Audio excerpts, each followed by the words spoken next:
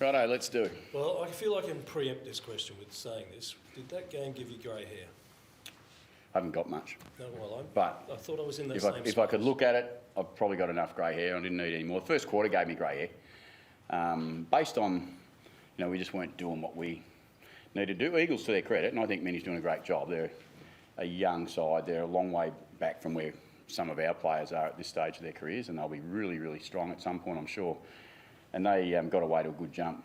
And we just left ourselves in vulnerable positions, and our skills didn't match those vulnerable positions. And when you play footy like that, you're going to get hurt on the scoreboard. If you look at that game, first quarter, you would think they were first and we were 18th.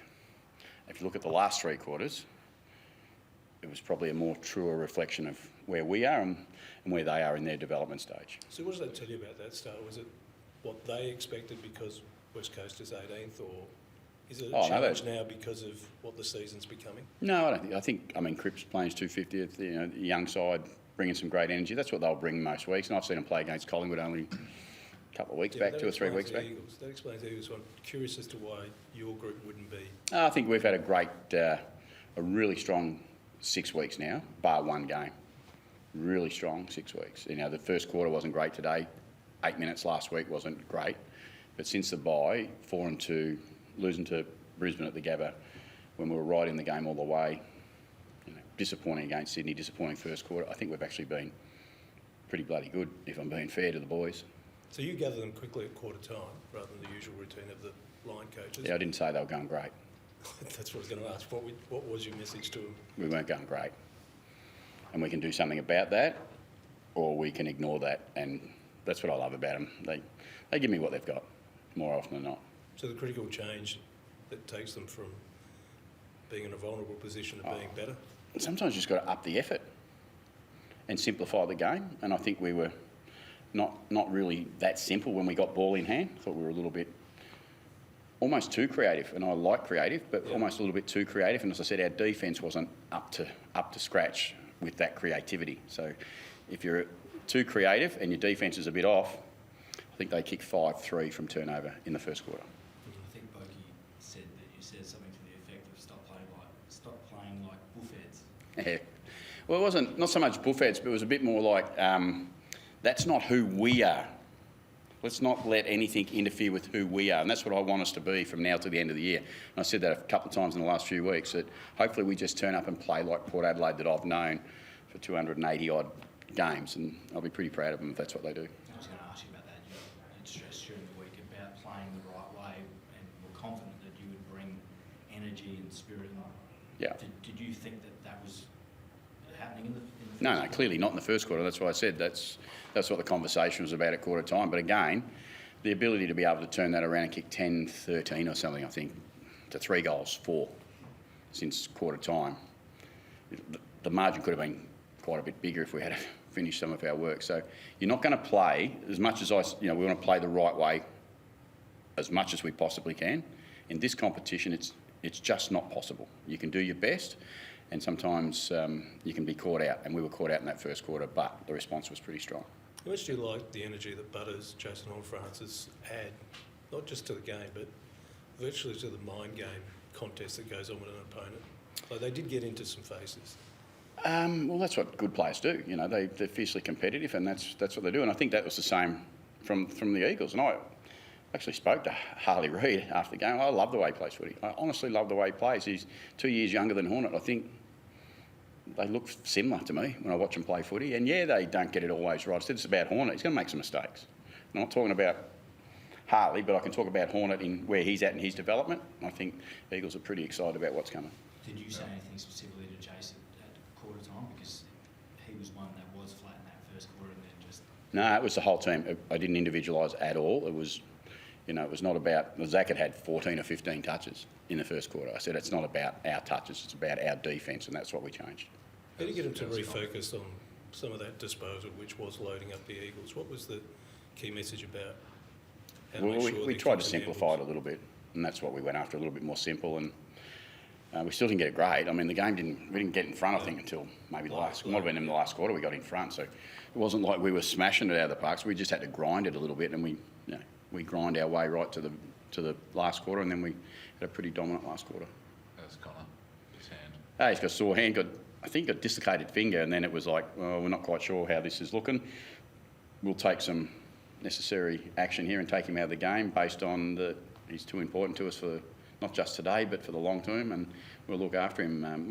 We weren't flying, so we probably would have loved to have kept him out there, but the right thing to do is take him out. We'll get a scan, see what it looks like. Whether there's a crack or not in the hand, we won't know until we get that. What about Aaliyah? Because that looked a bit dodgy at one moment when he came off. And yeah, no, he's had a bit of a knee issue. Clearly got a bit of tape on at the moment, but his last quarter was pretty good. I think he had 6 or 7 intercepts himself, so he was fine. He got through the game okay. Same, bit of a neck sting at shoulder. I don't think it's too much to worry about, but we'll wait and see. But if there is, clearly we'll let you know. Did Jace have any issue with his footy Jace Horn-Francis? No, he got stepped on before half time he got stepped on. He had that checked at half time, but clearly was pretty good by the end of it and didn't look like it was too sore at the end, so hopefully he's okay, which you never know sometimes with injuries, they can pop up. Seen the fixture for next week? Yeah, we go to Launceston, yep. Your favourite mob to play against? Oh, no, look, what I will say, and really simple about, there's some games coming up that everyone's going to have some sort of story around different bits, and particularly for me, I've only got 6 plus hopefully, but 6 games to go.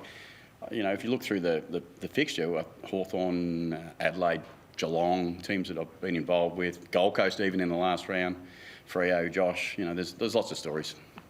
They are stories, but ultimately I just want us to play well. I don't care who we play, what sort of jumper they are wearing. I just want us to come out and give a good account of ourselves. Doesn't mean we're going to win every game, but the reality is if we can play and be consistent about our actions, that's all I'm focusing on. We didn't get the chance to ask you on Tuesday because it hadn't been made official at the time, but it seems appropriate now to ask you, Chad Corns and his influence in your time at Port Adelaide, what you want to say there on public record? Probably later is the right time to speak, but I love Chad and I love the way he's worked for me for about 10 years, and it's amazing that we've been together for that period of time.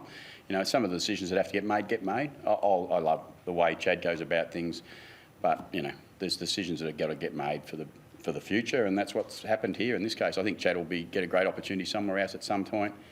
I love his passion. I love the way he works. Players love working with Chad, and he's had an amazing time with me at my football club, and all I'll ever be is grateful for everything he's done for me. We've spoken about it a lot over the journey, goal kicking. What needs to happen, change? Yeah, I don't really watch last week. We're pretty good. But that's what happens, Matt. It's not easy, is it? I mean, goal kicking, we bring it, it's a bit like lots of other things that happen in footy. We bring up, when they're bad, we bring up the issue. When they're not so, when they're good, we don't tend to talk about them too much. But goal kicking's always going to be where it is, I believe, forever. I think it'll be up and down. It'll look good some days. It'll be off some other days. People work on it. They spend an enormous amount of time. They're full-time professional footballers. But some days it just doesn't happen. Mitch Georgiou, I think 3-5 maybe today. 3-5 and 1 out in the full maybe. Yeah. That's just what happens. Mitch has been bloody good for us, so can't be too critical. So what do you think we can't? I know it's a century-old question, but why do you think we can't? I can't answer it, Rich. If you want me to answer it, you got the wrong bloke. I'm not that smart. Sorry. Some teams do have a habit of finishing at the higher end, though, and others at the lower end. Yeah, and I'm sure everyone would look at what happens. There's no secret service goes on in the AFL. We actually know what most teams do and how they do it.